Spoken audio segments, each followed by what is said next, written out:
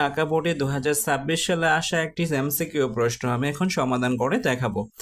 দেখো তোমাদের এখানে একটা সামান্তরিক দেওয়া আছে এবং এ বিবাহকে ই পর্যন্ত বর্ধিত করা আছে। এখন বলা হচ্ছে যে এক্স এর মান কত, এই এক্স এর মানটা বের করতে বলছে।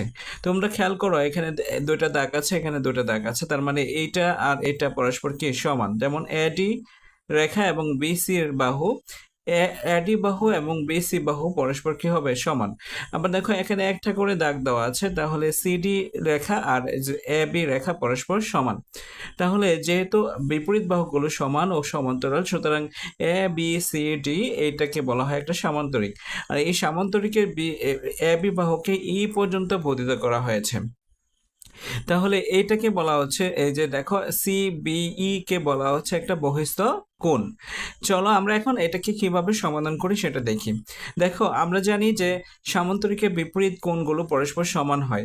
যেহেতু এখানে ডি এর বিপরীত কোণ হচ্ছে বি এবং এ এর বিপরীত কোণ হচ্ছে সি, সুতরাং আমরা বলতে পারি যে ডি এর বিপরীত কোণ হচ্ছে বি। তার মানে হচ্ছে এ বি সি এই কোণটাও 3x+8, মানে তাহলে আমরা বলতে পারি না যে এখান থেকে এই পুরোটা অংশ হচ্ছে একটা সরল কোণ।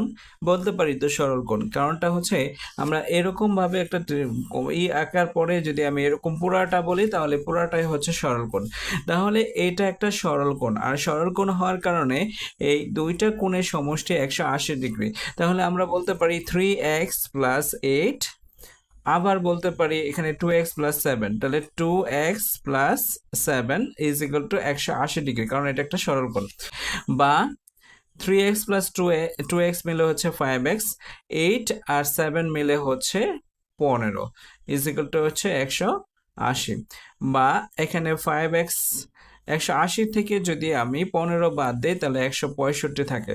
তাহলে বা আমরা কি করতে পারি, x ইজ ইকুয়াল টু হচ্ছে 165কে আমি কি করব 5 দিয়ে ভাগ করব। তাহলে কতবার যাবে, এখানে যাবে 3 বার, থাকে 1 33। তার মানে হচ্ছে x এর মান হচ্ছে 33 ডিগ্রি, তার মানে কোণটা হচ্ছে 33 ডিগ্রি।